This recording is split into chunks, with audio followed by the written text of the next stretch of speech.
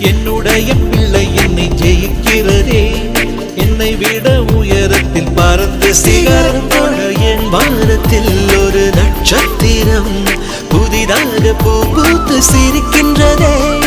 எங்கே எங்கே என்று தினந்தோறும் நான் எதிர்பார்த்த நாள் இன்று நடக்கின்றதே.